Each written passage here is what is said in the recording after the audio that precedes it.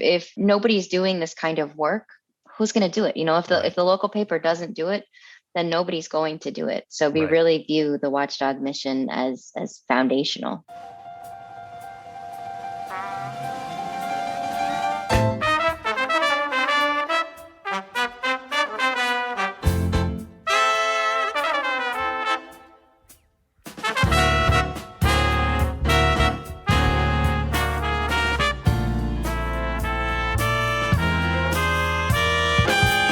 Dave Boldry here, and welcome to Had I Known, a show that explores the journeys of some of the most interesting members of the Hamilton College community. This week's guest is Kathleen McGrory, class of 2005. All right. A little bit different for me to start this week.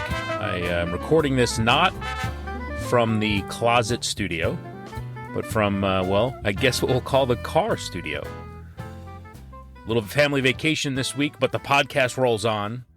So we're doing a little bit of recording while the family and friends sleep inside the house, out in the car. This is a new one. You try whatever it takes. Whatever it takes to get the show done. So hopefully it sounds all right. Hopefully none of the neighbors here in the rental are looking out wondering, who's this guy sitting in a car with a microphone? And what the heck is he doing? Anything to keep this show coming for you. I do this for you, the listener. Running a first-class operation here. And I gotta love the juxtaposition of me recording this with the highest of technology sitting in my car, getting ready to introduce a conversation with a Pulitzer Prize winning journalist. Yes, that's right. This week it's a Pulitzer Prize winner. We've had an Emmy winner on, we've had multiple Emmy winners on. Now we can add a Pulitzer Prize to the list. Kat McGrory, class of 2005, joins this week, and it was a great conversation. Kat shares some great insight into the work that she does, her process, and what goes into doing the type of watchdog investigative journalism that she does, which really is rare for someone working at a local newspaper like she is at the Tampa Bay Times. And what a year Kat is having, both professionally and personally. On the professional side, she was recently promoted to deputy editor of investigations at the Tampa Bay Times. And, as I mentioned, she and her reporting partner, Neil Betty, won the Pulitzer Prize in local reporting for what the Pulitzer Board says was resourceful creative reporting that exposed how a powerful and politically connected sheriff built a secretive intelligence operation that harassed residents and used grades and child welfare records to profile school children. It's really an incredible story, and we'll include a link to all of the writing in the show notes so you can check out that story. And on the personal side, she's a new mom. That's a heck of a year, heck of a run for Kat so far. If you have any interest in journalism, this is going to be one you're going to want to check out. If you have any interest in hearing a delightful human being talk about the interesting work that they do, this is an interesting conversation to hear. So have a listen. Here's my conversation with Kat McGrory, class of 2005. Hello there. Hey, how are you? I'm doing well. How you doing?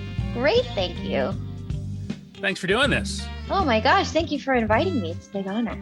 My pleasure. Congratulations on all your success. Thank you. Exciting time for you. In many ways, it sounds like. Yes, it's been a crazy couple of months around my house. That's for darn sure. How old is the little one? He's 3 months old. Awesome. He came in March. Yes. Awesome. Congratulations. He's the best. He's delicious. We love him to pieces, but boy, are we all tired. I was going to ask the usual question. Are you getting enough sleep? But I guess I didn't need to ask. No. He did really well last night. He was like a sleeping superstar. He slept for 6 hours and then for 4 hours. And it was just like, yes, keep doing that. The things you learn at this stage apply throughout all of life, I'm learning, which is inevitably you can tie any problems back to sleep and or food.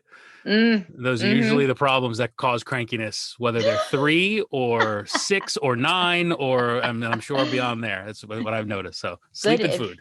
Good advice. Very good advice. So a recent promotion and an award that for many is a pinnacle in your field, and a new baby. There's a lot going on. There's been a lot going on, but it's all wonderful. I It can't sure is. complain. Yeah. Congratulations. Thank you. So my number one and most important question, is it Pulitzer or Pulitzer? It's Pulitzer. Pulitzer. Okay. I figured you would know. Mm-hmm. Mm-hmm. And this was, as I understand it, your second nomination. Is that right? You were a finalist a few years back. We were nominated finalists 2 years ago. 2 years ago. In the investigative category. Well, you're building quite the reputation over there. Well, thank you. We're just working hard. That's what we're doing. And in the promotion, you're leading, the investigative reporting area, as I understand it. Is it as featured in Spotlight? What's it like as doing that sort of work? Spotlight actually did a pretty good job of showing what it's like to be an investigative reporter. Okay. I don't know if you've seen the movie, but one of the things that stood out to me is they were all kind of poorly dressed. They were eating on the go a lot. It wasn't particularly glamorous. They were working really hard, and all of those things are absolutely true. But no, I think what Spotlight captured really well was kind of like the procedural nature of it. They came up with a theory based on some information that they had gotten, and then what the team really needed to do was to get to the bottom of the story. They needed to prove what was going on, not only through interviews and human sources, but also by whatever data and documents were available to them. And it was an arduous and methodical process that took them a long time, because they were going to make an assertion that one of the most powerful, if not the most powerful institution in their city had done some pretty horrible things. So in order to say that, they really needed to do the homework and back it up. So I think that's certainly one of the things that the movie got right. Just keep picking at that thread, right? Keep pulling the thread until you find something. That's what it is. How do you determine what's a story worth exploring? And do you have multiple threads you're pulling out at any given time until you find the right story? Yeah, there's certainly things that we are looking for when we undertake a project. I mean, at the Tampa Bay Times, like most newspapers, we have pretty limited resources. So we need to be smart about how to invest those resources. So for us, when we are scouting out stories, when we're looking for stories, we are looking first and foremost for evidence of harm. We want to really do stories where people are being hurt, either physically or financially, or their rights are being violated, usually by people who are in positions of great power. So we're always looking for that power imbalance being there. And really what we're looking for is to hold the powerful accountable, and to bring transparency to policy decisions or other types of decisions that have the consequences of hurting people and hurting communities.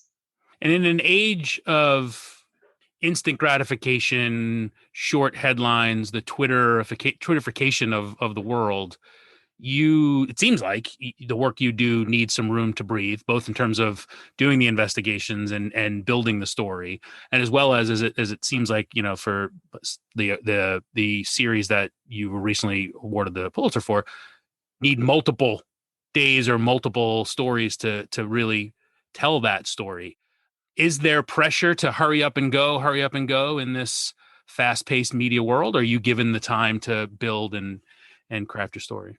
I mean, we're really fortunate at the Tampa Bay Times that Watchdog reporting is kind of built into the fabric of what we do. It's really important to everybody in the room. So the top editors really give us the space that we need, which is a blessing. I mean, we're really lucky to be able to have that. But frankly, a lot of times, it's what the story takes, right? You could be working on a story where there's more of a sense of urgency around it. Something really bad is happening in real time, and you want to get that information out there so that people in power can act on it.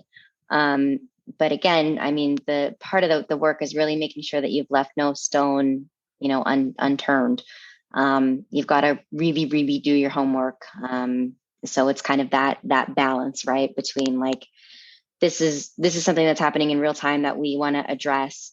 But also we need to make sure that we are right and that we know in our bones that we are right. And to do that, we're going to have to look at every single piece of paper, that's been written on this topic, or speak to every person that we can think of, or get the top experts in the field. And that can take a little bit of time. So it may seem like we're not moving particularly fast sometimes, but we're moving as fast as we can, and we all work really hard.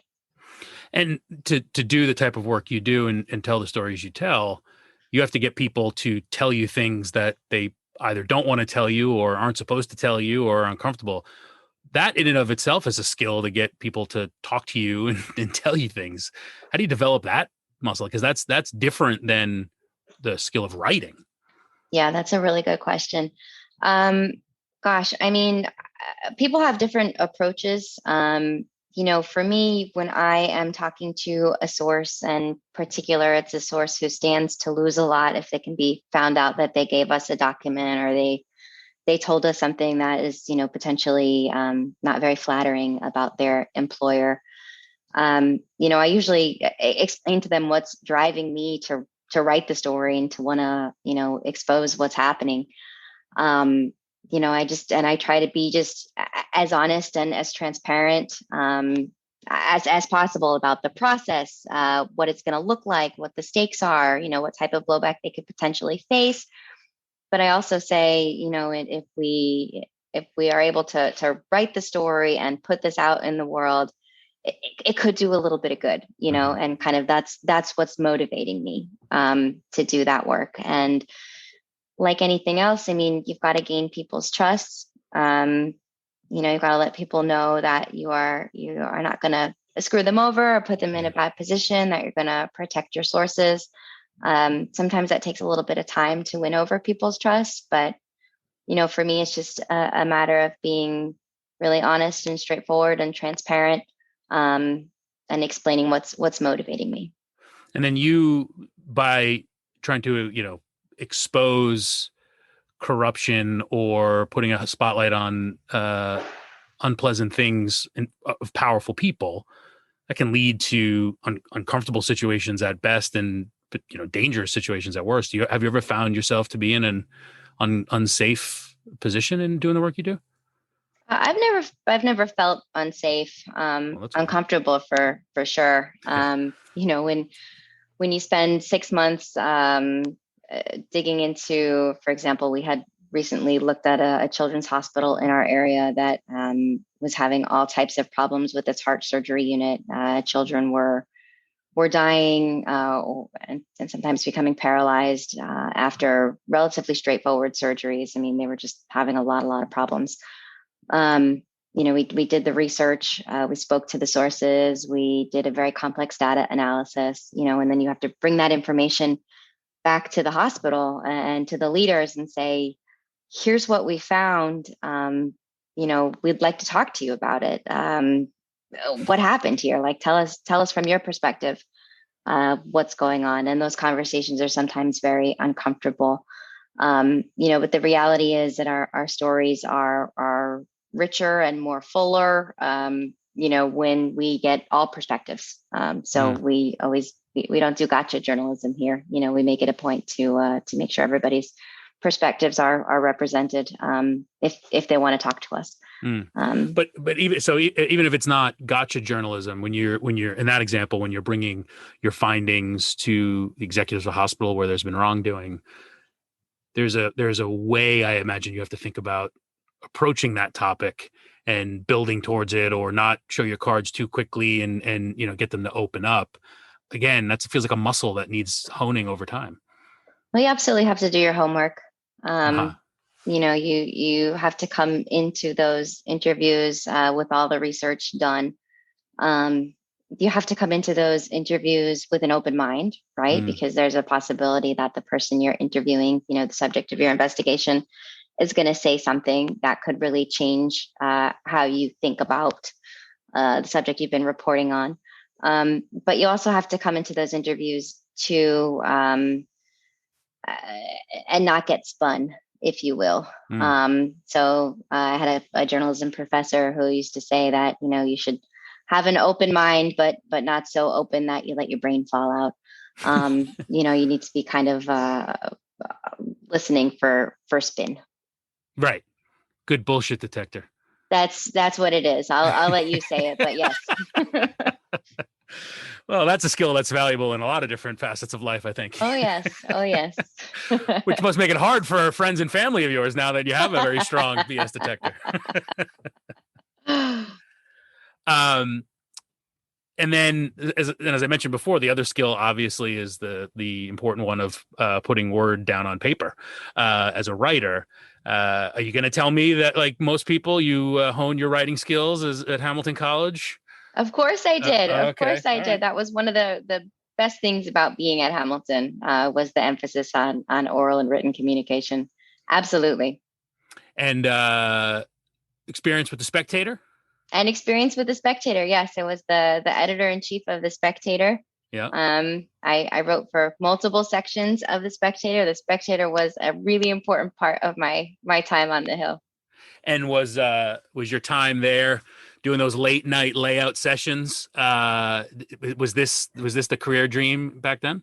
Absolutely. Yeah, the Spectator at that point, we used to go to press on Thursday night.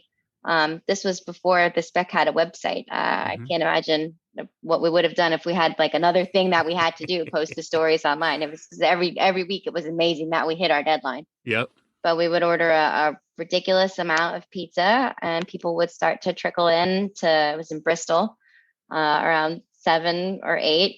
I don't know why we didn't start earlier. Frankly, that would have made our lives better. But because we were still college students, and exactly. That's the way it worked. Yeah, exactly. We figured we could do everything late in the evening, and then we would just lay the paper out from like 7 until 2 or 3 or 4 o'clock in the morning, and somebody would then have to bring the CD to the printer, and somehow the Spectator would be printed and would arrive back to us. In Bristol, a newspaper form, and we would go out and deliver it. But it was a rush. I mean, I loved being in the newsroom. I loved being on deadline. I loved getting to be nosy as a reporter and ask lots of questions about, things that were going on campus. And that certainly planted the seed that this was something I really loved doing. Did you have that investigative journalist gene even back then? Were you picking around at certain things of the campus, or what was your focus then? Yeah, kind of, sort of. I mean, I was definitely always interested in being a news reporter, much more so than a features reporter or a sports reporter. We didn't really have the infrastructure for doing investigative reporting. It was the Spec was run by us students who had zero experience in journalism, and investigative reporting, as I would later learn in my career. I mean, there are all different tools that we use to get the information and then to fact check the information. And I mean, it's just like it's an advanced type of reporting. And in college, we didn't really know how to do that, so we didn't really do too much of it. Right. Which is okay. I've actually started working with the media board to do some trainings for students on the Hill who are interested in investigative reporting. Oh, wow. Because there's a group of students who lately have been very interested in investigative reporting. So I've been helping to train them and teach them a little bit about, okay, here's what to do when you have an idea, and here's how I would handle some of these situations. So that's been very neat. That is very cool. Very cool. Very rewarding. What are the skills? Like, what do you do when you have an idea? What kind of things are you teaching them? Well, we've been talking about kind of what makes for a good investigation. What type of things they should be looking for when they're deciding whether or not to invest resources in a story. Kind of what you and I were talking about. Talking about where documents live, where data lives. Really talking about the ethics of investigative reporting. And again, how, we don't do gotcha journalism. We don't surprise people. We ask for them to give us feedback early in the process, and we in many cases reach out to subjects quite early in the process, talking about what fact checking looks like, and all of those things. A lot of people talk about when they talk about their Hamilton experience, the importance of research, to your point before, and well-sourced writing, regardless of the type of writing you're doing. Feels like that's a good foundation for the type of work you're talking about. It's just probably honing or tweaking a little bit of the approach to some of those key tenets. Oh, absolutely. And we do a fair amount of academic research when we are going to write stories. So in the case of the Children's Hospital, when we were trying to figure out kind of what their outcomes were at this hospital and how they compared to outcomes at other hospitals, there really wasn't a set methodology for doing that. So we turned to the academic literature and found ourselves reading tons of published paper to try to wrap our heads around kind of the statistics and reporting for heart surgeries, if you will. So really being able to read and interpret academic literature and kind of regurgitate it in a way that is reader friendly. Those are skills that really started at Hamilton for sure. That's great. You're talking about the late night layout sessions. I was a sports editor at the Spec in my time. I love it. And I think I've told this before on the show to folks, but I learned a valuable leadership lesson when I worked in that role, and that was delegation. So I realized very quickly that I was not cut out to deal with layout and be up late doing that. So we found the right sort of, assistant editor, an underclassman who I said, you know what? Okay, you do that. I delegate that to you. I'm going home. That's a very important out of Bristol lesson. Early. I'm going to go write my column, and if you need me, call me. That is a very important lesson. Yes, delegation, which now in your new role, I'm sure you're dealing with. Yeah. No, when I was at the Spectator, Lauren Reynolds was the sports editor, and she now pretty much runs ESPN, which is awesome. And I was a lowly freshman when she was a senior, and I was like, I want to be her. There's just great energy at the Spec, and it's produced a lot of fantastic journalists, and then just a lot of fantastic people who have used those skills in other ways. That's right. It's a good student media is a good learning ground for a lot of different things, for sure. For sure. Curious, just back to the point about working for a local paper. Much has been, so you said you're fortunate that they give you the time to do the work you need to do. One could argue it's fortunate that there actually even is a local paper in your market to begin with, given what's been going on in the world of media.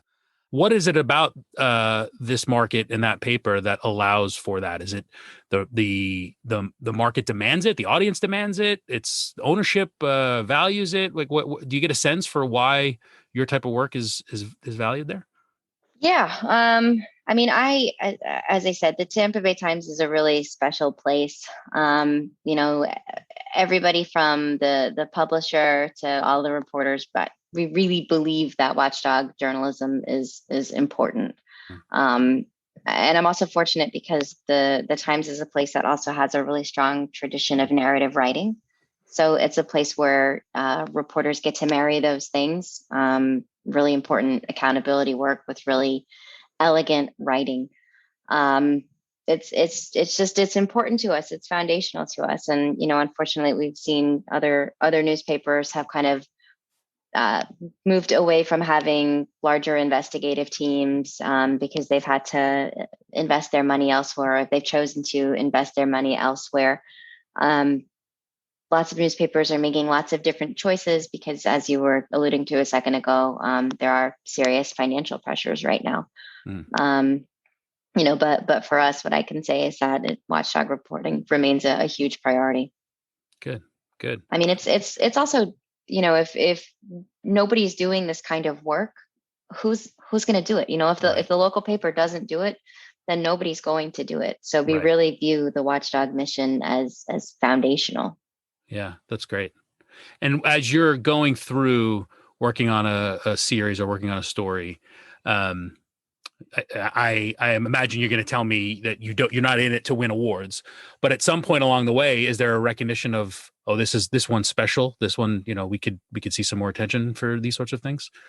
I mean, you're right. We're definitely not in it for awards. Yeah, because when we write stories, and we uncover wrongdoing, or I mean, not to sound cliche, but we kind of, illuminate things that have been hidden, and sometimes intentionally hidden. People are really appreciative of that, readers, the broader community. And frankly, there are situations in which readers and policymakers are moved to take action because of something that we've reported. In the case of the Children's Hospital story, once we wrote that, the CEO resigned, several of the heart surgeons resigned, other top VPs resigned. The state came in and fined the hospital. The feds came in and said, you need to make serious changes. And the whole health system, and this is Johns Hopkins Hospital. So the CEO of the Johns Hopkins healthcare system said, we're going to do better, and we are going to put new rules in place to make sure something like this never happens again. And he said, our health system is going to be better for it. In that case, too, we also saw the hospital reach out to a number of the families who had suffered these tragic outcomes and say, we can't undo the past, but we want to do our best to make it right for you. Let's talk. And several of the families got serious financial help from the hospital that they wouldn't have gotten had the Tampa Bay Times not brought light to the issue.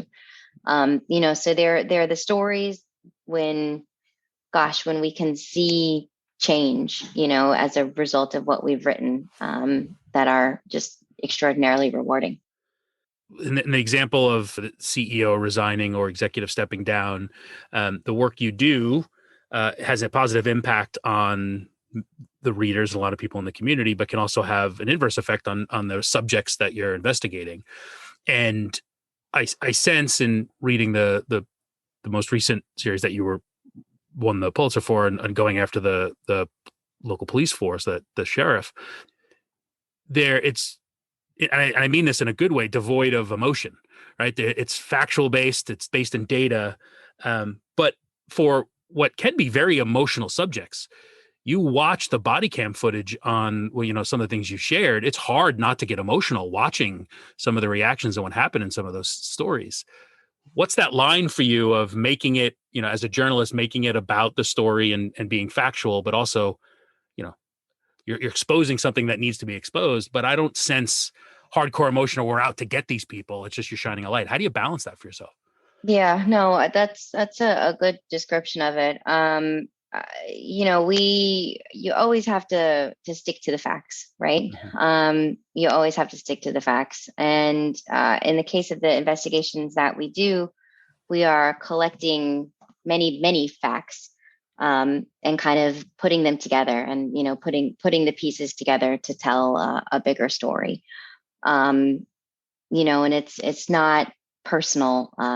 In the case of the hospital CEO or the sheriff, it's not a matter of personalities. I mean, it's a matter of, we're writing a story about a program that this agency developed that used data to try to figure out who might commit crimes in the future. And based on documents and data and interviews that we did with people, we learned that the deputies were out there harassing and monitoring members of the community. So we wrote that. Mm-hmm. And it's about holding powerful people and powerful institutions accountable. Mm-hmm. And to get back to the earlier question, I mean, yes, sometimes that can be uncomfortable, but it's mission critical. That's what we do. And in the case of that one, what was fascinating to me was how many instances you had of members of the police force themselves saying, "Yeah, that's what this is designed to do." I mean, in fact, there's even one of the footage of a woman in the car, one of the police officers saying, "Well, no, that's what we're told to do, is to go off and cite you for every little thing possible to make sure that you don't commit any more crimes." What was the reaction locally when that one came out? Yeah, it was interesting, because when we first wrote the story, the very first story, a common practice for us is we'll write something, and then we'll kind of reach out to politicians in the area, kind of the power brokers, to try to get reactions. And this is a very popular sheriff. He is a Republican. He is very well connected to some of the most important figures in Republican politics here in the state of Florida. Our U.S. senators Marco Rubio and Rick Scott. His wife is a Republican fundraiser who is also very powerful. So we wrote the story about his program, and then reached out to members of the county commission and others. And initially, it was crickets. People weren't returning our phone calls. When they were saying, "Well, I didn't read the story, but I trust the sheriff, and everything's probably fine." So then we wrote another story that was based on it was about a similar program that kind of fell under the umbrella of intelligence programs that this sheriff's office has, where they were using student data, so kids' grades, their attendance records, their school discipline files, and they were also using data from child welfare to make lists of children who they thought could potentially become criminals down the line. And then when we wrote that story, we started to see a little bit more of a response. The PTA was unhappy with that. They didn't know about that program. A number of civil rights groups started to speak up and say, "Whoa, we see issues with both the student data program and the targeting of adults based on their previous criminal histories and social connections." So it's the reaction kind of started to bubble up after that. A U.S. Congressman got involved. He was very upset about the school data program and asked the U.S. Department of Education to do an investigation to find out if that data sharing was even legal. And the DOE did indeed decide to start an investigation. We saw a coalition of groups form to try to demand more transparency and accountability. That was a coalition of groups on the ground. And we also saw a number of people who had been targeted get together with a public interest law firm based in DC to file a federal lawsuit against the sheriff's office. So there's been a lot of action taken. Great. You mentioned the number of articles you would publish, number of stories you publish. Do you know going in what the life cycle of these stories are going to be? Yeah, there are different ways to approach an investigative project or an investigative series. Sometimes reporters will say, "I think I can write 10 stories about this," and then they'll do the research and kind of write all of the stories, and then release them into the world together as a series. You can just kind of put them all out there at the same time, or maybe they'll release them one Sunday, the next Sunday, the next Sunday. Sometimes you make a choice to do projects in more of a rolling fashion. And there's all types of advantages and disadvantages to that. I mean, when you do kind of a rolling fashion, sometimes you can just let your readers and the community know that you're writing about something. And then, if this is something that's affecting people, they'll come to you because they know you're working on it. Mm-hmm. And those sometimes develop in a more organic fashion because, you don't know once you put it out there that you're working on it, you don't know what's gonna come back to you. So there's different approaches that people choose for different stories. Gotcha. And how's your job changed now that you got the big promotion?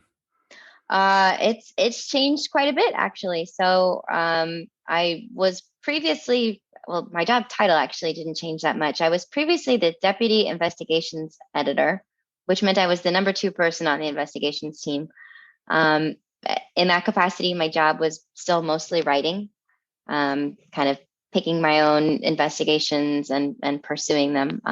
I worked a lot with a colleague, Neil Betty, who is wildly talented. He's now gone on to ProPublica in DC, but we would team up on stories. So now that I am the editor of the investigations team, my title is actually deputy editor for investigations. It's just that's the way the titles work at our newspaper. We have the executive editor, and then there's like a deputy editor for for all different types of things, and I'm the deputy editor for investigations. But my job is much less about going out and writing and reporting the investigations, but more helping the reporters on my team to execute their investigations. But we work as a team, so there are investigations. You still get your hands in it. You can't get out completely. Of course. Yeah. Well, it's funny. We joked earlier on about the further you grow up in roles and go into leadership roles, it becomes more about the administrative task than it does about the actual job. I remember when I started getting promoted in my career, I would lament that and how frustrated how little the actual work that I became good at I started to do after a while, and was just more about managing people. And I think that's true in a lot of fields. Well, we'll see. I've only been doing it, it's not been that long yet. But I'm really lucky. I have just a wonderful team of really, really bright, hungry investigative reporters who also happen to be really good people who I genuinely like.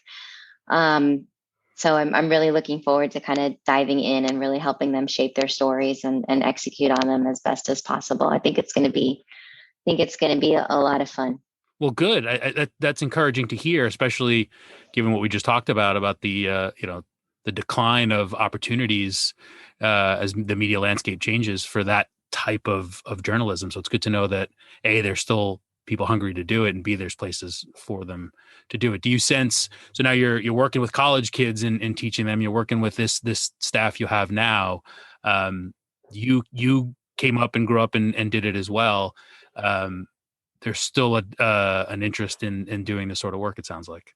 I think there's a tremendous interest in doing this kind of work. I mean, I think almost now more than ever, there's, with the proliferation of fake news and misinformation, I think people realize that we need investigative reporters in particular to get to the bottom of things and to unearth really serious failures. So I think for the college students who are coming up in this world, they are thinking, yeah, I want to do this work. I'm hungry to do this work. I think rightfully so, they are a little bit concerned about the media landscape. They hear that newspapers are struggling financially, and to some extent that's true. But I mean, I will say this, I think there are now more outlets that are doing investigative reporting than there were when I was coming out of school. I mean, you're seeing like ProPublica, for example, a great news outlet that is not traditional in the sense that, it has a printing press and is printing a physical newspaper, but is doing really amazing work and partnering with local newspapers, to get the information out there. But newspapers like my own are coming up with different ways to bring in revenue, so it's not just the traditional subscription and advertising, but we are reaching out to folks and saying, hey, if you care about our journalism, put your money where your mouth is, contribute to our investigative fund, contribute to our journalism fund. And people are really interested in doing that because they really believe in the power and importance of what we're doing. How much do you get pulled into that? Do you get the pressure to be involved in driving the revenue and helping to fundraise and that sort of thing? Or are you allowed to do your job? I mean, as a reporter, no, not at all. I mean, we need to be walled off from that, right? Yeah. I think the higher you climb up the management chain, there's certainly people who are doing that. And I believe in our newspaper, and I think everybody should be supporting our newspaper, but wasn't part of my day to day. Well, I have an aunt and uncle that live in the Bradenton area, so I think they're subscribers. If they're not, I'll make sure that they are. I would appreciate that. Thank you. No pressure to your aunt and uncle, but they should. I do know when I go visit, I do see the paper there, so I know. Awesome. That's just a tad bit south of us. Yeah. So we've talked a little bit about Hamilton, but how did you end up in Clinton, New York? How did I end up in Clinton, New York? That's a great question. I wanted to study foreign languages. I did study foreign languages, but I was really looking for a school with a great Chinese program. Interesting. hmm and Hamilton has just an outstanding Chinese program and its own program in Beijing. Um, What was driving that interest as a high school kid? I just loved foreign languages. And in high school, I had studied Spanish and French, and I was kind of looking for the next challenge. So Wow. I wanted to continue studying Spanish and French, but I wanted to also do something totally outside of my comfort zone and thought Mandarin would be a lot of fun and a big challenge. So I reached out to a professor on the Hill, Professor Jin, while I was in high school, and I sent her an email and I said, I'm really interested in studying Chinese. My family's coming to check out Hamilton in a couple of weeks. If you're around, I'd love to meet you. And I never expected in a million years she would reach back out to me. She was just like a very decorated professor. Um, nationally known, internationally known. And she got right back to me and she was like, yes, please come to my office when you come to visit. I will make time to sit with you and your family. And she sat down with us it was more than an hour, telling us about the Chinese program. And I just felt so at home. And I knew she was just somebody who was really special. She was really smart, obviously, but also really caring and welcoming. And I knew almost instantly that was where I wanted to be. Huh. That's really interesting. And then obviously you got deeply involved in The Spectator. What else kept you busy on campus while you were there? hmm What was I didn't end experience? up with a Chinese major, which is kind of the crazy thing. I ended up with a Spanish major, Okay. um, because when I was looking to go and study abroad in China, I was trying to get all of the pieces in line to do that, and there was only a specific. I forget. There were only like 2 semesters that I could even go to China. I couldn't do the full year because Mm-hmm. I couldn't do the full academic year because I wanted to be the editor of the Spectator, and that required me being on the Hill for the full calendar year. Mm-hmm. But there were some questions as to whether or not the China program was going to continue because there was a SARS outbreak that year. So I shifted my Uh, plans at the last minute and decided to go abroad to Madrid and ended up having more credits in Spanish. huh. Um, but what else kept me busy on the Hill? A lot of things kept me busy on the Hill. I started a sorority while I was on the Hill with Celine Geiger. I know you've spoken with her I before, did. Yes. Yes. Yes. Yes. and a bunch of other really Oh, so you were the other amazing one. women. You were the other. Yeah, and the Okay. All right. sorority still exists, which is something that I'm really proud of. It's That's very really cool. cool. Yeah. And I Kappa talked to Sigma Celine about that. Alpha. That's what a legacy, right? What a legacy. That's awesome. Yeah, yeah. So that certainly kept us very busy. Trying to think. I mean, I spent a lot of my time with the spec and the sorority and my classes and whatnot. And do you keep up with the languages? Well, I moved to Miami So after, so I yes. went to yeah, I went to after Hamilton. I went to Columbia and got my master's in journalism, and then moved to Miami and worked at the Miami Herald. So spoke a fair amount of Spanish while I was down there. Yeah. The French actually came in handy when I went to report on the earthquake in Haiti. Oh yeah. It kind of enabled me to communicate with folks who spoke Haitian Creole. It's kind of a good bridge between the two languages. Mm-hmm. And unfortunately, the Chinese is not something I have kept up with. It's something that I'd really like to try to pick up again because it was just absolutely fascinating. Um, but it's one of those like use it or lose it type things, and Yeah. Yeah. there just wasn't really the opportunity in Florida to practice a lot. Well, I'm sure there's some sort of Chinese government front going on somewhere in the area that you can pick at and find. Right.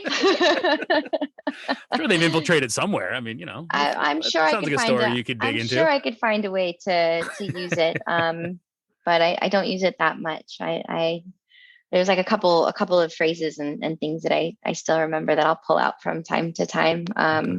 But I wish I had more opportunities. I need to make the opportunities. There you go. That's what That's it right. amounts to. There you go. That's right.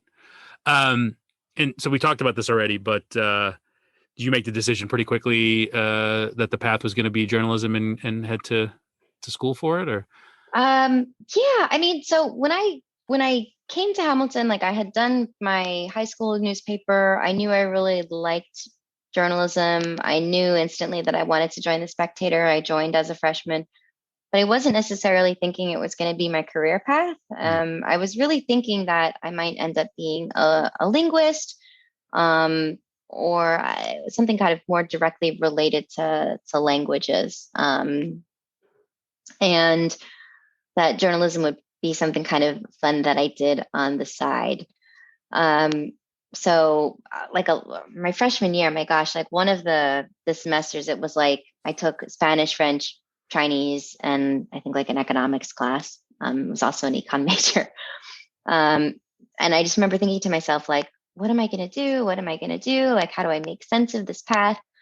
Um, and then this one summer, I ended up interning at the Observer Dispatch, which is the newspaper in Utica. Sure. And it was really my first experience in a professional newsroom. I think it was the summer of 2004, because there was a presidential race that was going on.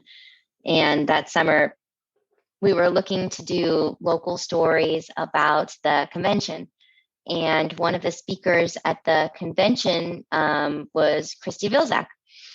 And I got to call her and interview her after she gave her speech at the convention, because there was that local tie-in. And it was so cool. I remember just being like, wow, this is fascinating. And sure.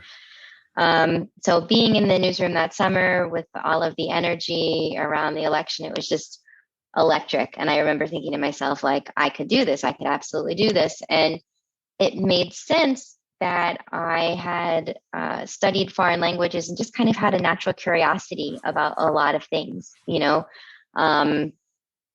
That's what a journalist is, right? It's somebody who just is curious, and asks a lot of questions and becomes experts in many different topics. And I was like, yeah, this all makes sense.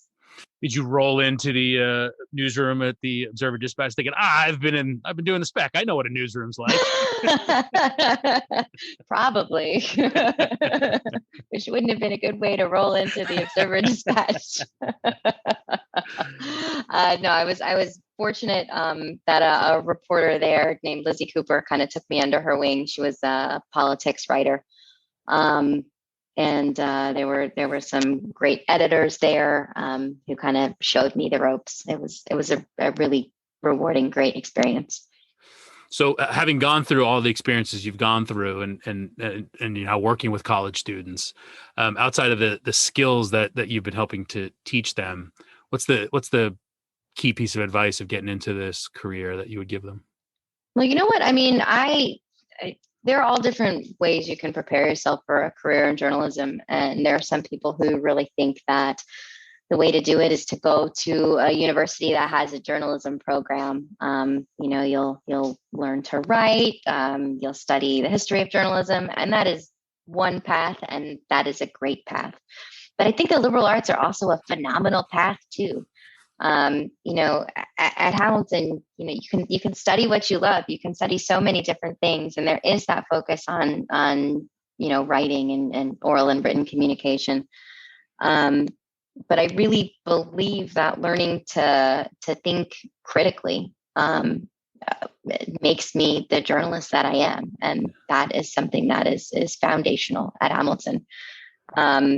So, I sometimes talk to students at Hamilton who are like, oh, I've just determined I want to be a journalist, and I'm not at a place with the journalism program. And I'm like, that's okay. You're on really fertile grounds for becoming a journalist. Study a little bit of everything. Study history, study economics, take a language course, be brave, do some science work. I was terrified of studying science, but go for it. Do statistics. All of these things are going to make you a better journalist. Yeah. The natural curiosity that is so important in your line of work, you hone that as a liberal arts student for sure, and exploring a lot of different things. Absolutely.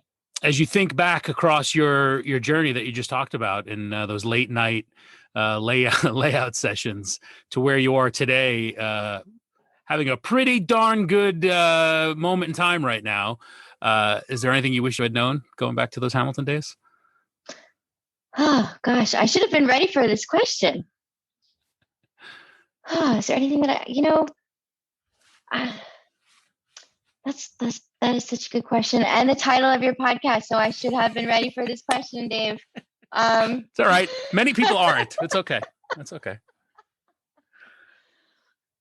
I am someone who kind of likes things to be scheduled out and to happen on a certain timeline. And I think at Hamilton, I was kind of worried that if I hadn't had X number of internships by a certain point in time, or if I wasn't, I don't know, if I wasn't at a big newspaper by the time I was 25, that there wasn't going to be a way for me to find success in this field.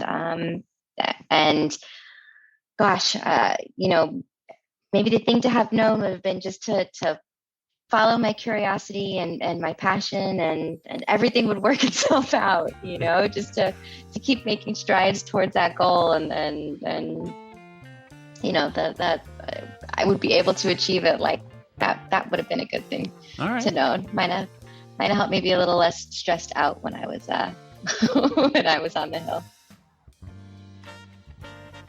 All right, that's Kat McGrory, class of 2005. Imagine joining The Spectator as a first-year student, working your way all the way up to editor-in-chief, with wide-eyed aspirations of becoming a journalist, and now here you are, a Pulitzer Prize winner. Incredible. Will be interesting to see how many she ends up with, because I get the sense she's not finished. My thanks to Kat for joining this week, and congratulations to her once again for all of her success. And congratulations to her and her husband on their new son, Robert. Awesome stuff. You have been listening to Had I Known on WHCL-FM, Clinton, New York. HadIKnown.buzzsprout.com. Had I Known Show on social media. As always, my thanks to Dr. Michael Woods for supplying the music on this show. And once again, Doc is going to play us out. Hope you enjoyed the show. We'll talk to you next week.